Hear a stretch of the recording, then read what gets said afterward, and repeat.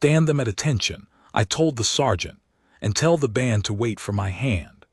Then I turned and watched an old dog walk the length of the Greycourt Parade Square one final time, and I felt my throat close in a way no inspection in 30 years of service had ever managed.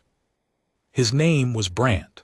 He was a working dog of the King's Own Gate Troop, and that gray October morning he was being stood down, retired with full ceremony, the way we retire a soldier who has given everything and asked for nothing. I am the officer commanding that troop. My men call me Major, and behind my back they call me the Iron Glove, and I have spent my career teaching young guardsmen that the uniform does not bend, that the face does not move, that whatever storm comes to the gate, the man inside the red wool holds. I believed it. I still believe it. But I will tell you what happened on that square because I was the one who gave the orders, and I am the one who has to live with how the orders ended.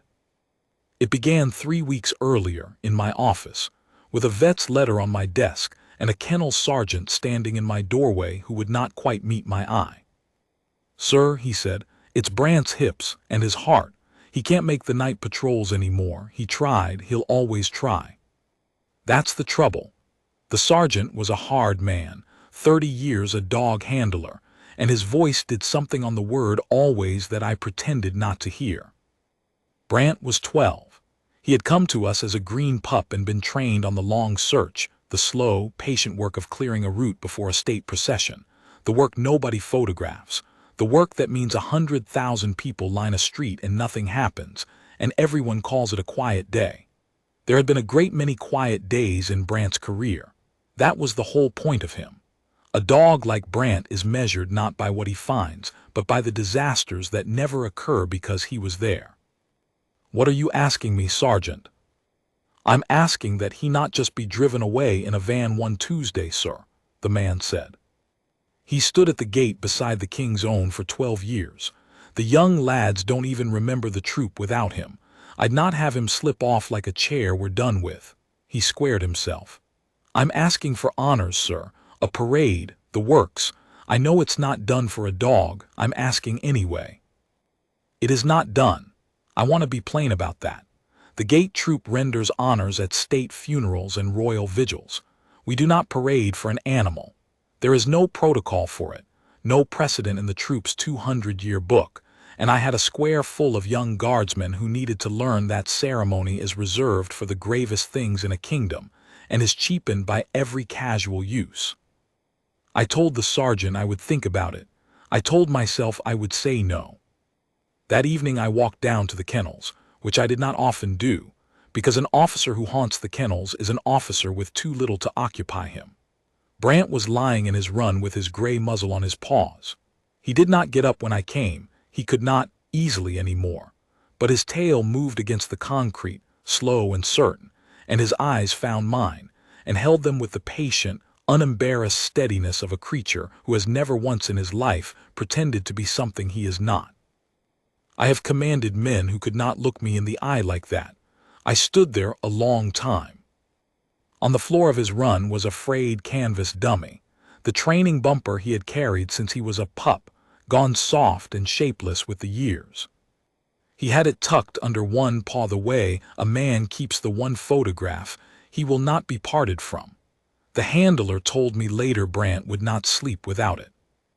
I went back to my office and I opened the troop's order book to a clean page, and I sat with my pen over it for the better part of an hour, and then I wrote, "Farewell Parade and Stand Down Honors, Working Dog Brant, Greycourt Square," and under it I wrote the date. I told myself it was for the young men. Discipline, I told myself, is also knowing what is worth honoring. That was the reason I gave. It was not the whole reason, and a man my age ought to be honest about that at least to himself, but I was not yet. Word went round the barracks faster than any order I have ever given. I expected grumbling. The older hands can be territorial about what the troop's honors mean, and they were right to be. Instead, I got the opposite. A corporal asked quietly whether the band might be permitted. A senior guardsman I had disciplined twice for slack boots came to me and asked whether he might polish Brant's old service collar, the working one with the brass tag, so it would shine on the day. The quartermaster, a man who guards the stores like a dragon over gold, produced from somewhere a length of the troops' own ceremonial cord, and would not say where he had found it. And then there was Private Aldous Wren. Wren was 19, 2 years in, the youngest man at the gate, and the kind of young soldier who tries so hard to be hard that you can see the boy underneath straining at the seams. He had grown up, I learned, in a house with no kindness in it, and he had come to us looking for a wall to stand against and a code to stand by. When he first arrived, he could not hold the parade rest for 10 minutes without his hands shaking, and I had ridden him for it without mercy, because mercy at the wrong moment makes a soft soldier, and a soft soldier gets people killed. What I did not know, what I only learned in the days before the parade, was that for 2 years Aldous Wren had spent every off-duty hour at the kennels, and that the dog who would not sleep without his canvas bumper would also not settle at night until the boy had sat with him a while. The handler told me this the way you tell an officer something you are not sure he will understand. Wren never spoke of it. He had decided, I think, that it did not fit the soldier he was building himself into. The boy with no one had quietly given his whole untrained heart to an old gray dog, and told no one, and now the dog was being stood down, and I had assigned Private Wren by the alphabet, by pure blind chance of the duty roster, to stand the right marker of the honor guard, the closest post of all to where Brant would make his last walk. I did not change the roster. I have asked myself since whether I should have, but you do not pull a man off an honor because the honor will cost him something. The cost is what makes it an honor. So we drilled. We drilled the slow march and the present arms and the timing of the band, and we drilled the one piece of the ceremony I had invented myself, because there was no protocol to copy, and I would not insult the day with something borrowed. And the whole time, in the back of my mind, a question I could not answer kept its post. When the moment came, on the square, in front of the crowd and the cameras and the whole assembled troop, would the men hold? Would I? The morning came in gray and still, the way the best ceremonial mornings do, no wind to disturb the lines, a flat pewter sky that throws no harsh shadow and flatters nothing, and lets a thing be seen exactly as it is. I was on the square before first light. An officer is always first on the ground. You walk it alone in the dark, and you find the flaws while there is still time to fix them, and you stand at the place where the most important moment will happen, and you breathe there a while so that, when it comes, you are not meeting it as a stranger. Greycourt Square is the old drill ground that sits within the walls of the House of Wessenmore, the seat of our fictional crown, hemmed on 3 sides by pale stone colonnades and gilded iron railings, and on the 4th by the parade front where the reviewing party stands. It is a square that has seen kings buried and princes commissioned, and regiments sent to wars they did not come home from. The cobblestones underfoot are worn into shallow rivers by 2 centuries of boots. I walked the line of the honor guard's stance in the half-dark, heel to toe, counting paces, and I thought of all the grave and famous men those stones had carried, and I thought, today they carry an old dog, and I waited to feel that the comparison shamed the day. I did not feel it. That was the first thing that morning that told me I had got something wrong in my understanding, and that the day was going to teach it to me whether I liked the lesson or not. By 8 the troop was forming. I will tell you that there is no sound on this earth quite like a guard troop falling in on stone, the crisp double stamp of boots finding their mark, the rattle of the present, the small metallic music of buckle and brass, and the rifles coming to order all in one breath, as though one body and not 100 had moved. I have heard it 10,000 times. It has never once failed to straighten my spine. I walked the inspection slowly, gloves smoothing along a row of faces that did not flicker, and every man was flawless, because every man had spent half the night on his kit, and I knew why, and not one of us said it. I came to Private Wren at the right marker. He was rigid, boots like black mirrors, the buttons down his tunic each a small struck sun, his chin up and his eyes fixed on the middle distance the way I had taught him until his hands no longer shook. He was perfect. And he was, I saw, holding himself together by an act of will so total that it was costing him something I could see leaking at the corners. A faint overbrightness in the eye, a jaw set 1 degree too hard. The boy who had taught himself to be a wall was standing his wall in front of the whole world on the one day it most wanted to come down. I stopped in front of him. Protocol says the officer inspects and moves on, says nothing, betrays nothing. I have lived by that protocol for 30 years. "Private Wren," I said low so only he would hear. "Sir," barely a breath. "You know what we are about today?" "Yes, sir." "Then I will tell you the only order that matters." I held his eye. "Whatever you feel out here today, Private, you do not have to be ashamed of it. A soldier who feels nothing is not disciplined. He is empty. Discipline is feeling everything and standing anyway. Stand anyway. That is the order." Something moved behind his face, not a break, but a kind of unclenching, as though a man who had braced for a blow had instead been steadied by a hand. "Yes, sir," he said, and this time the word had a floor under it. I moved on. I do not know, even now, whether I gave that order to the boy or to myself. The crowd had begun to gather beyond the railings. The stand-down of a working dog is not a state occasion, and we had not made it one, but word travels and people came. Families of the troop. Old soldiers in their pinned medals and good coats, the ones who turn out for every parade because the parade is the last regiment they belong to. Ordinary folk who had read a small notice and come to see a thing they did not fully understand and felt, somehow, that they ought to. They pressed quietly to the iron, and there were phones held up, and there were old men who did not hold up phones but held their hats over their hearts before anything at all had even happened, because the old ones always know first. At the parade front the reviewing party assembled, and here I will be careful, because this is a fictional kingdom and a fictional house, and I will not lend the day any borrowed grandeur it does not need.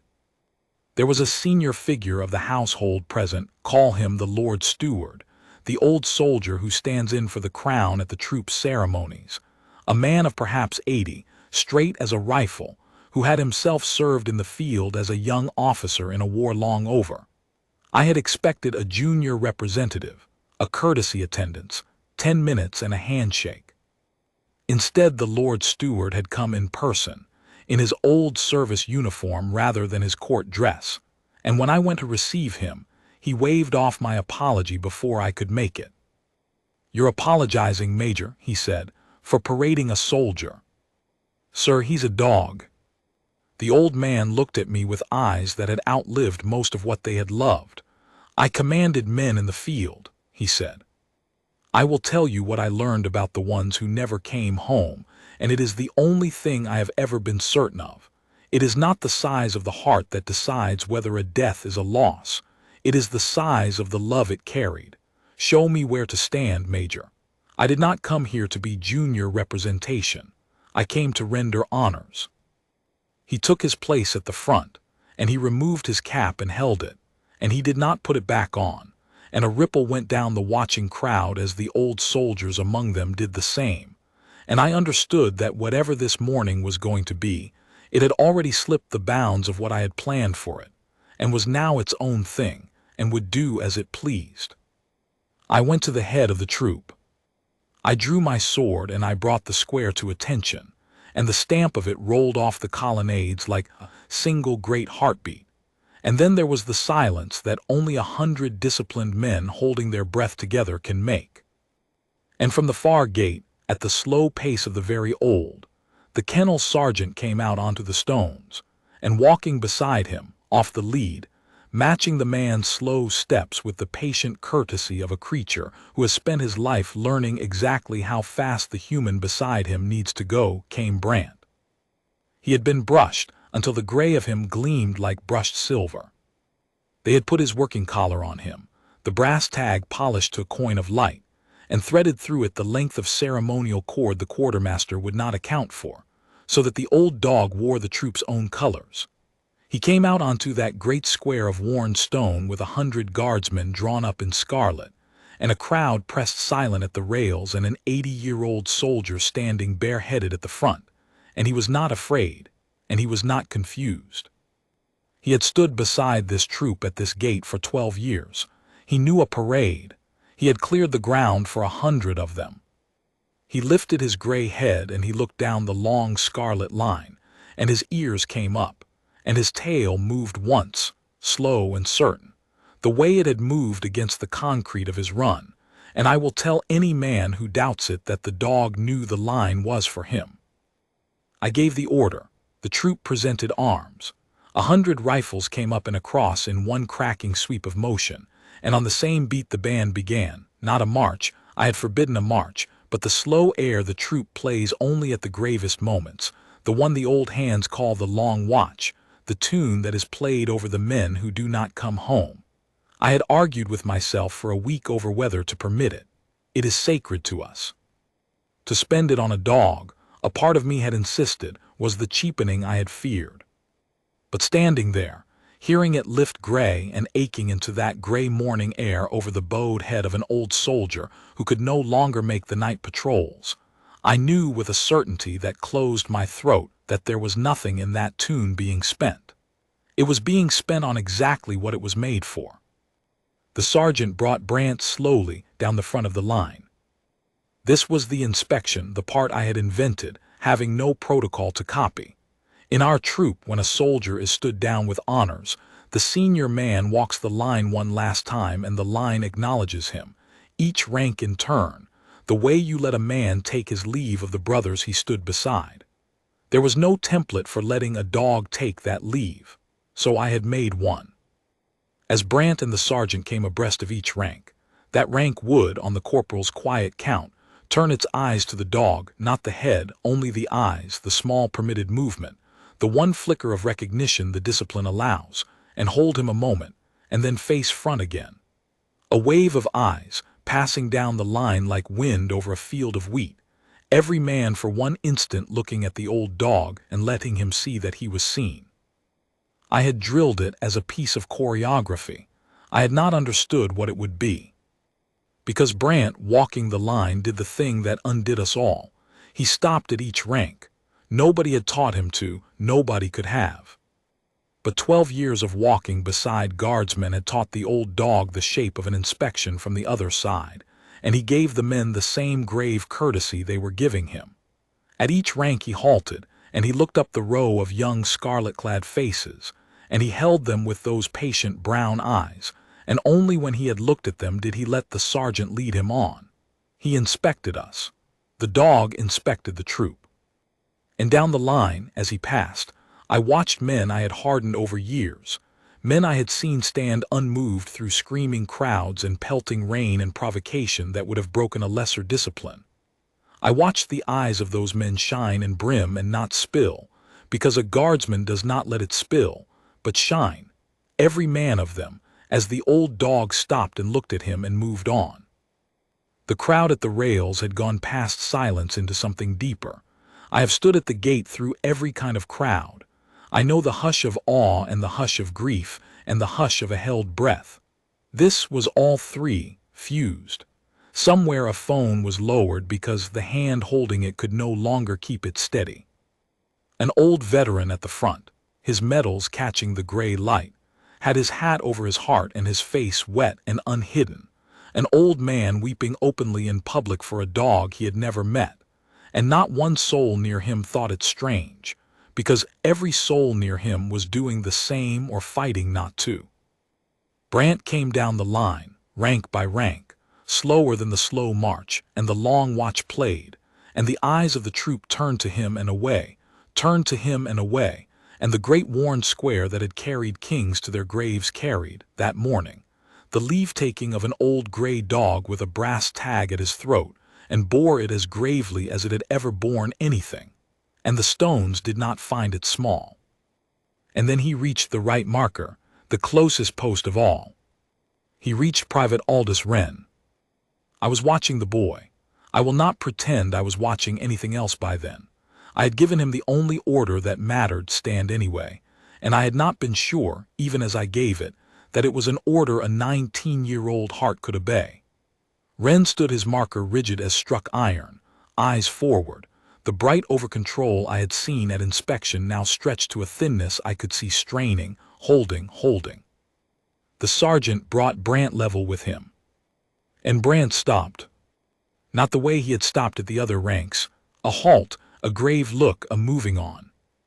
He stopped, and he turned his whole gray body to face the boy at the marker, and he sat down on the worn stones of Greycourt Square in front of the entire assembled troop, and the bare-headed Lord Steward and the silent weeping crowd, and he looked up at Private Wren, and he would not move.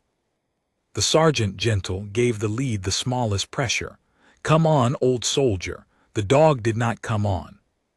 He had walked the whole long line, giving each rank its grave moment, and taking his leave like the professional he was. And now, having done his duty down the entire front exactly as it was asked of him, he had arrived at the one post on that square he was not willing to march past as though it were any other, and he had stopped, and he had sat, and he was looking up at the boy who had sat with him every night for 2 years so that an old dog with bad hips and a failing heart could sleep. And I understood that the ceremony I had invented to let the troop take its leave of Brant had, without my planning it and beyond my power to stop it, just become something else entirely, and that whatever happened in the next 10 seconds in front of all of them was the thing this whole morning had been walking toward since I first put my pen to the order book. Wren stood his marker, eyes forward, the dog at his feet looking up, waiting. Protocol held the boy like a vice, and protocol was right. Protocol is always right. The rifle does not lower, and the gloved hand does not move, and the eyes do not drop, not for anything. That is the whole iron meaning of the post, and the boy obeyed it. He kept his eyes forward over the head of the dog who had come to say goodbye, and I saw the cost of it cross his young face in a single shudder. He did not let reach his hands, and he held, because I had taught him to, because that is what we are, because the wall he had built of himself was the only home the boy had ever managed to make, and he would not let it fall even now. He would have stood there until he broke. I have no doubt of it. He would have held that marker with the old dog looking up at him until the parade ended and the dog was led away, and the boy had let slip, untouched, the last moment he would ever be given. Discipline would have cost him the one thing discipline is supposed to protect. And I stood at the head of my troop, the iron glove, the man who had built that wall in him brick by brick, and I knew that if I did nothing, my discipline would have done that to him, and I would have called it honor. So I broke it. I will tell you exactly what I did, because I gave the order and I will own every word of it. I turned, in front of the whole square, and I faced my troop, and I did not soften my voice or make it small. An order given quietly to spare a man's feelings is an order half ashamed of itself, and I was done being ashamed. "Private Wren," I said, and it carried down the silent square and rang off the pale colonnades. "Stand at ease." The boy's eyes came to me, stricken, certain he had done something wrong, certain the wall had cracked and been seen. "Private Wren," I said again, and I held his eye the way the old dog had held mine in the kennel run, steady and unembarrassed and asking nothing but the truth. "You have one last duty to your fellow soldier. Carry it out." For a heartbeat he did not understand, and then he did. The rifle came down, controlled, correct, grounded with a soft kiss of steel against worn stone, the most disciplined movement that boy had ever made in his life, even now, even breaking, a guardsman to the bone. And then Private Aldous Wren, 19 years old, who had been given no kindness in the house he grew up in and had come to us looking for a wall to stand against, went down on one knee on the cold cobbles of Greycourt Square in front of his entire troop, and the crowd, and the bare-headed Lord Steward, and he took the gray head of the old dog in both his white-gloved hands, and the wall did not crack. The wall simply was not needed anymore. The boy who had taught himself never to be seen feeling anything knelt in his scarlet on the open square and pressed his forehead to the forehead of the old soldier, who had been the only thing in 2 years to come to him at night. and he wept, openly, without shame. And the dog leaned the whole weight of his gray head into the boy's hands, and was, at last, exactly where he had wanted to go. I have stood on a great many squares. I have never heard one make the sound that one made then, which was no sound at all, and which I have not forgotten and will not, a silence so full it had weight, 100 men and 1,000 onlookers holding the same breath, so that a boy and an old dog could have their moment whole and unbroken between them. The band had stopped. I do not remember signaling it to. The bandmaster, a man of 40 years' service, had simply lifted the music away of his own accord, the way you lower your voice in a room where something sacred is happening, and let the silence do what the music could not. And then, and this is the part I will carry to my own grave, the old dog, with the boy's forehead against his, lifted one paw, just the one. The way he had been taught as a green pup, the way every dog of the troop is taught, the small formal gesture that in our kennel has always, half in jest and half in earnest, been called the salute. He had not been asked. The sergeant had not signaled. The old dog, with his bad hips, with the heart that could no longer carry him through the night patrols, lifted his paw and laid it against the boy's chest over the row of Struxon buttons, over the heart, and held it there. A working dog renders his honors. I heard it go through the crowd then, not a cry, nothing so coarse, but a great soft broken exhalation. 1,000 people letting go at once of a breath they had not known they were holding, and the old veteran at the rail with the medals went down to one knee too, slow and trembling, an old man kneeling on the public stones for a dog, and beside him another, and another, the old soldiers of the crowd going down one by one, the only way they knew to answer what they were seeing. Until the whole front rank of the watchers was a line of bowed gray heads and bared white hair in the flat gray light. I looked to the parade front. The Lord Steward, 80 years old, straight as a rifle, stood with his cap in his hand and his old eyes streaming and unhidden, and as I watched, he did the thing that no protocol on this earth required of a man of his rank for a creature of Brant's. He brought his hand up slowly, the old field salute of a war long over, and he held it to the dog, to the boy, to the whole impossible reverence of it, and he did not bring it down. And I, who had drawn my sword to bring the square to attention, who had inspected that line with a face that did not move, who had spent 30 years teaching young men that the uniform does not bend.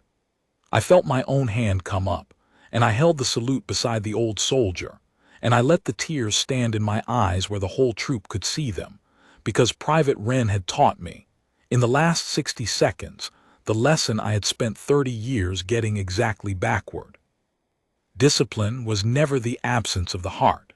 It was the strength to carry one without letting it spill until the moment it was meant to be poured out whole. We poured it out that morning on the worn stones of Greycourt Square, every one of us. For an old gray dog who had given a kingdom 1,000 quiet days and asked for nothing but a boy to sit with him at night. How long the boy knelt there I could not say. Time stops keeping its ordinary accounts at such moments, but there is an end even to the things you would hold forever, and a parade, like a life, must close. When at last the sergeant gave the lead its gentle pressure again, the old dog rose stiffly, with the slow dignity of his years, and he licked the boy's wet face once, the way a soldier claps a brother's shoulder when the words will not come, and he turned and walked back to the sergeant's side. And Private Aldous Wren got to his feet on the cold stones, and he took up his rifle, and he came back to attention on his marker, eyes forward, the tears still wet on his face and unwiped, because there was no longer any need to hide them, and he had decided, I think in that very instant, that he never would again. I gave the orders that closed the parade. The troop came to the present one final time, the whole scarlet line saluting an old gray dog as it would salute a field marshal, and the rifles cracked up in one motion. And I do not believe a cleaner present has ever been rendered on that square, because there was not a man in the line who was not giving it everything he had. Then the sergeant led Brant out through the far gate, off the lead, matching the man's slow steps, and the old dog did not look back. because a soldier who has taken his leave properly does not need to, and the gate closed and it was done. I stood the troop down. The crowd did not disperse the way crowds disperse. They went quietly, the way people leave a cathedral, and many of them stopped at the rail first and stood a moment longer looking at the empty square as though to be sure they had seen what they had seen. The Lord Steward came to me before he left. He put his old hand on my arm, and for a moment the 80 years and the high office fell away, and he was simply one old soldier speaking to a younger one across the only language that had ever mattered to either of them. "You were ashamed this morning to be parading a soldier," he said. "Are you ashamed now?" "No, sir," I said, "I am not." "Good." He looked out at the worn stones. "Men think honor is a thing we give to the great. It is not. Honor is the thing we give to the faithful. The great are honored because we hope they were faithful. That dog needed no hoping." He squared his cap back onto his white head at last. "You did not break protocol today, Major. You found the protocol that was older than the book. Carry on." He left and I carried on, because that is what we do. I will tell you what came of it, because a story owes you its end, and not only its high moment. The footage went out, of course. The phones at the rail had caught it. The boy on his knee and the old dog's paw against his chest, and the line of bowed gray heads in the crowd. And for a few days, the whole kingdom seemed to hold its breath over it the way the square had. Hard men wrote that they had wept at their desks. Old soldiers who had not spoken of their own service in 40 years found themselves telling their grandchildren about the dogs that had walked beside them in places they had never described to anyone. People who had never given the gate troop a second thought beyond a photograph at the railings understood, for a moment, what the still scarlet figures were actually made of, that the stillness was never emptiness, that behind every unmoving face there is a man holding something, and that the discipline is not the wall but the strength to carry the heart whole until the day it is asked for. I had spent 30 years unable to say that. An old dog said it for me in 60 seconds, and the whole kingdom heard. Brant went to live out his days with the kennel sergeant, on a patch of green behind the man's cottage where an old dog with bad hips could lie in what sun there was and need not stand any more night patrols. He had his frayed canvas bumper. He had the brass-tagged collar with the troop's cord still threaded through it, which he was permitted to keep, the only working dog in 200 years to retire wearing the colors. And he had visitors. He had a great many visitors, because it turned out that Private Aldous Wren was not the only guardsman who had been quietly giving his heart to the old dog at the kennels for years. Only the one chance had put at the right marker, and the cottage behind the sergeant's green was rarely without a young man in civilian clothes sitting beside an old dog in the grass, on an afternoon off, talking to him the way you talk to the one friend who never once asked you to be harder than you were. He lived nearly a year. When the heart that could no longer carry him through the patrols at last could no longer carry him at all, it was the sergeant's green where he lay, in the sun, with the boy beside him. Wren had the leave. I saw to that myself, and it was quiet, and it was gentle, and it was nothing the cameras ever saw, because some honors are rendered in private and are the greater for it. They buried him under the one tree on the sergeant's patch, with the canvas bumper, and the troop sent a detail, unasked and on its own time, to render the honors a final time where no crowd would ever see. I went myself. I am not ashamed to tell you that either. Private Wren made corporal within the year, and sergeant not long after, and he is, today, one of the finest young leaders in my troop. And the thing the younger men say of him, the thing they do not quite know they are saying, is that Sergeant Wren is hard as iron and you would follow him anywhere, and that there is something in him, underneath, that makes a frightened new recruit on his first terrifying night at the gate feel, somehow, that he has come to a place where he will be looked after. The boy with no kindness in his childhood became the man who has it to spare. He learned that from a dog, so in the end did I. I am still the officer commanding the King's own gate troop. I still teach young guardsmen that the uniform does not bend, that the face does not move, that whatever storm comes to the gate, the man inside the red wool holds. I believe it now more than I ever did, but I teach it differently. I tell them the truth I had backward for 30 years and was taught right by an old gray dog on a gray morning, that we do not stand still because we feel nothing. We stand still because we feel everything, and we have given our word to carry it without flinching until the hour it is meant to be poured out. And that, when that hour comes, the bravest thing a disciplined man will ever do is let it be seen. There is a worn place on the cobbles of Greycourt Square, at the right marker, where the stone is rubbed a shade paler than the rest. 2 centuries of boots made the rest of it. That one pale place, the men of my troop will tell you, was made by a single knee, on a single gray morning, by a boy taking his leave of an old soldier. And not one of them, however hard, walks past it without his eyes going to it for the one permitted instant, the small flicker the discipline allows, before he faces front again and holds. Let them honor the great in the high cathedrals with the long words. I will take the old dog and the worn stone and the boy who knelt. I commanded the men who rendered those honors. It was the truest order I ever gave, and the only thing I have ever been wholly certain was right, that we had not cheapened anything sacred that morning. We had finally learned what it was for.